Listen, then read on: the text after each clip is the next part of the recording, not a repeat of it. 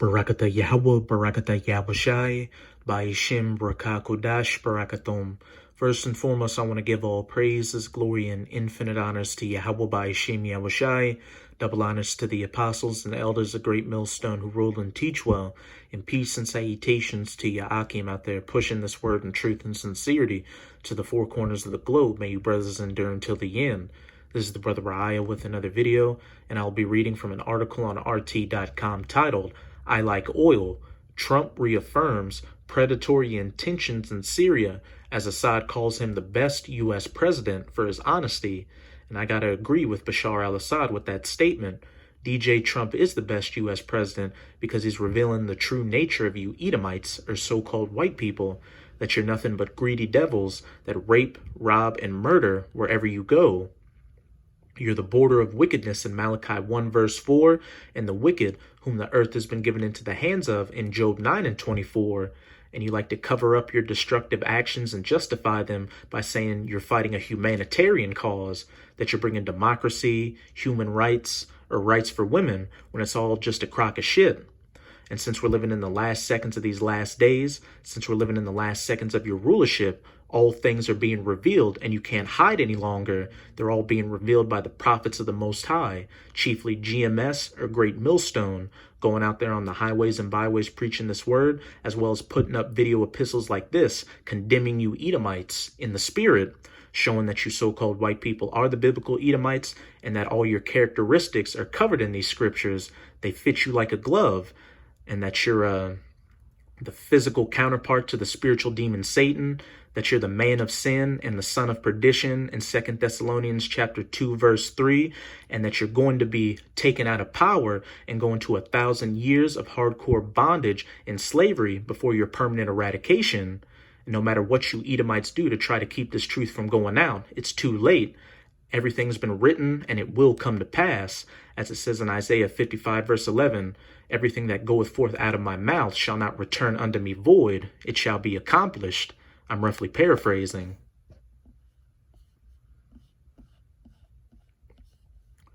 Donald Trump is not trying to hide Washington's true policies and intentions behind doublespeak about freedom and democracy, and that makes him the best American president, Syrian President Bashar Assad said. We've stayed back and kept the oil, Trump reiterated on Friday, reaffirming the main U.S. interest in Syria. And it's just one of the U.S.'s interests in Syria.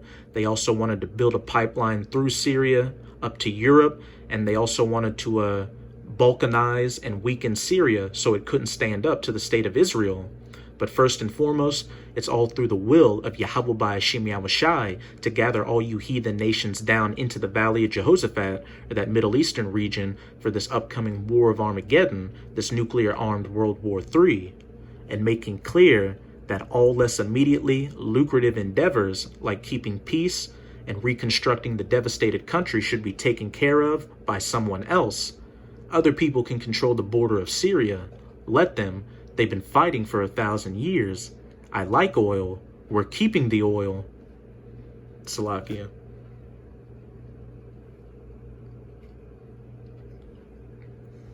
U.S. forces patrol oil fields in northeastern Syria, and keep in mind that they're keeping Syria's own natural resources from them. Just complete madness. Trump's remarkably blunt approach was commended by Syria's Assad, who noted in a recent interview that Nobel Peace Prize laureate presidents, and the Nobel Peace Prize is garbage too. President Obama won a Peace Prize and he didn't do anything. The only thing he did do was legalize sodomite marriage.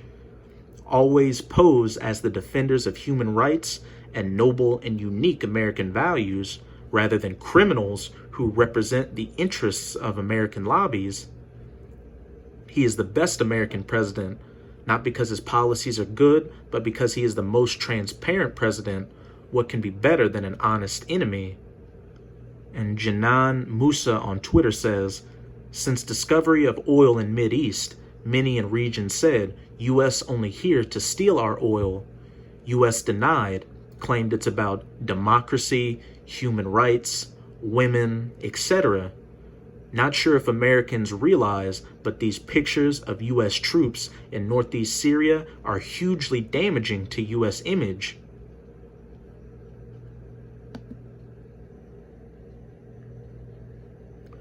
Bringing peace and freedom in the American way. This is Micah chapter 2. I'm going to read verse 1 through 3. Woe to them that devise iniquity, you Edomites, and work evil upon their beds. Behind the scenes, you know you want to overthrow these sovereign leaders like Muammar Gaddafi or Bashar al-Assad, so you can set up puppets and steal their resources, but you need to come up with a plan to show the public, to justify your actions and show that you're the good guys. Oh, they're despotic leaders that gas their people and are oppressing women. We need to overthrow them and bring democracy so these people can know what freedom is. When the morning is light, they practice it because it is in the power of their hand. And besides these regime change actions you've been committing, another work of evil you did upon your beds or behind the scenes was 9/11, which was an inside job. 9/11 was used to justify more draconian measures and bring about a police state in the United States of America, which is all just a stepping stone towards this upcoming New World Order, and also to justify the war on terror. You created a lot of these terrorist groups like Al-Qaeda and ISIS and sent them into the Middle East so they could wreak havoc, and then you could say, oh, look, we're going there to fight these terrorists, when really, again, you're just there to steal those resources and set up puppet governments that are friendly to your demands. Verse 2, and they covet fields and take them by violence. I like the oil. We're going to keep the oil. We're going to defend, in air quotes, Syria's own oil fields from them and houses and take them away. So they oppress a man and his house, even a man and his heritage. And you oppress the Israelites from their heritage. You call us niggers, spics, and tontos and try to show yourselves as the true children of Israel. You paint the Most High and his son, Yahushua HaMashiach, whom you called Jesus Christ, as a so-called white man.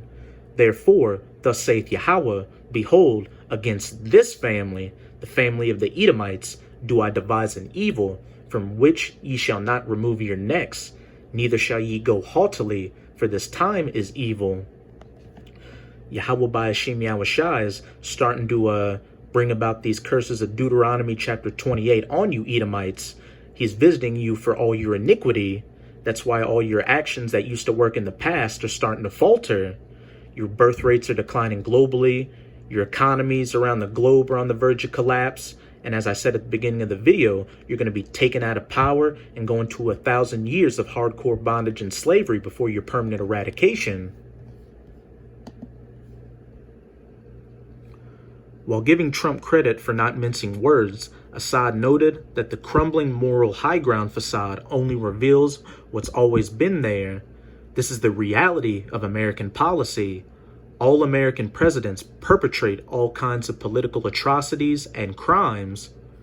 Oil fields in the Deir ez-Zor governorate east of the river Euphrates were captured by U.S.-backed Kurdish militias as they advanced on Islamic State, IS, formerly ISIS terrorists, which are just a proxy mercenary army for the state of Israel and the United States. After pulling its advisors back from the Syrian-Turkish border, Washington has made no secret of the fact that it keeps an illegal military presence in the area in order to deny Damascus access to its natural resources. According to Russia's estimates, each month the U.S. smuggles crude worth $30 million out of Syria, not only in violation of international law, but ironically also in breach of its own unilateral sanctions against the war-ravaged state. You Edomites don't even follow your own laws. That's why we call you devils or deceivers. Now, I'm going to close it out in Habakkuk chapter 2, verse 4 through 8 to further condemn you Edomites. Behold, his soul, Esau Edom's soul, which is lifted up, is not upright in him. As it says in Psalm 58, verse 3, the wicked are estranged from the womb. They go forth speaking lies as soon as they be born. But the just shall live by his faith. Yea, also because he transgresseth by wine, And that wine represents his philosophies like democracy and feminism, which he uses to justify going into these other countries. He is a proud man, neither keepeth at home, who enlargeth his desire as hell. Again, what did Trump say? I like the oil, we're going to keep the oil, and is as death, and cannot be satisfied, but gathereth unto him all nations, and heapeth unto him all people. And what does that sound like? This new world order, which you Edomites are the only ones that are pushing for. You Edomites are the ones that want to get everybody under one banner, one language, one religion, one government system, you name it. And you want your new world order to be predicated upon that RFID/NFC microchip implant, which is the mark of the beast.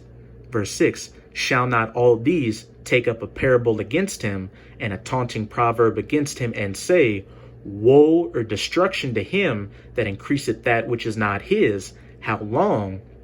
And since we're living in the last seconds of these last days, you're starting to see a lot of these smaller nations out here start to buck up and talk shit to the United States of America, something they wouldn't have done in the past. A perfect example is Iran, since they know that if the U.S. or Israel attacks them, Russia and China are going to come to their defense. They're really dropping their nuts and taunting the U.S., saying that if the U.S. goes against us, that'll be the worst mistake they ever made, and that if Israel goes against us, we're going to wipe them off the face of the earth.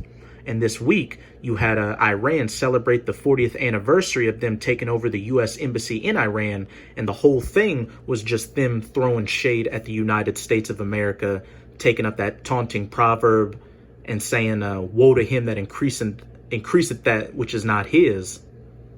Here's a video from that 40th anniversary, also from RT. Iranians chanting death to America, and Israel marking 40th anniversary of U.S. embassy takeover.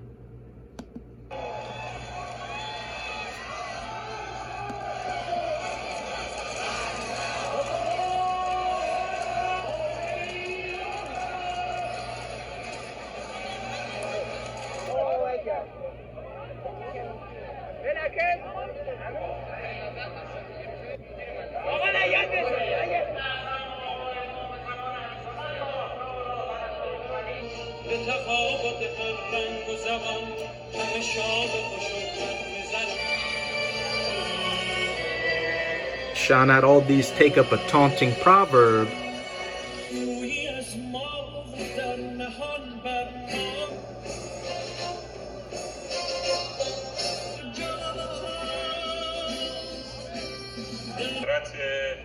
لانه جاسوسی سابقه و ثمرش همین حضور دلاوران گرد هم آمدن و همنوا با همه خانه سرود و موسیقی بسیج تا در حمایت از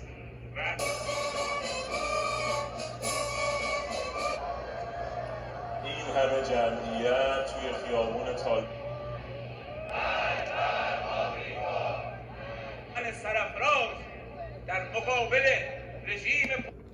United States, because of its terrorist and devil declining its government,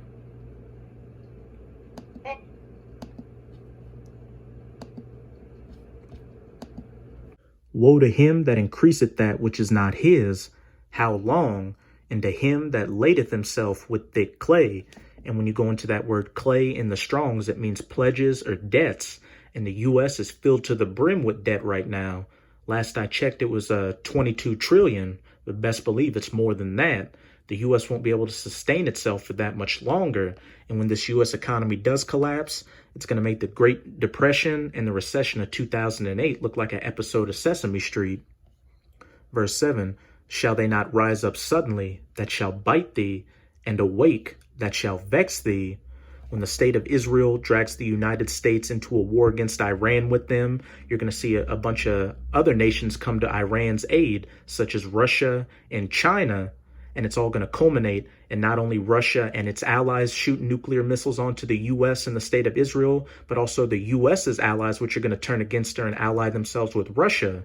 200 million nuclear missiles are going to hit the United States of America and turn it into the biblical lake of fire, and then a desolate, uninhabitable wasteland afterwards, from sea to shining sea. and thou shalt be for booties unto them, because thou hast spoiled many nations. All the remnant of the people shall spoil thee, speaking first and foremost of the elect of the nation of Israel, the 144,000, and the rest of the righteous 1/3, who are going to be the first fruits of the kingdom, the first ones putting that foot in your ass during that 1,000 years of hardcore bondage and slavery. And in between the elect and the other Israelites that are going to be reborn during that first 1,000 years, putting that work to you Edomites, these other heathen nations, in between getting their asses kicked by us, are going to find time to kick your ass because of men's blood and for the violence of the land, of the city, and of all that dwell therein. Back in Micah chapter 2, and they covet fields and take them by violence, and houses and take them away. So they oppress a man and his house, even a man and his heritage. You Edomites aren't going to escape this judgment, so the best thing you can do right now is live it up, because your times of living high off the hog are coming to an end. So with this video, I hope you sincere Akim were edified. And as always, I'm going to say a Baba Bal, Kwam Yasharala. Till next time, Shalom.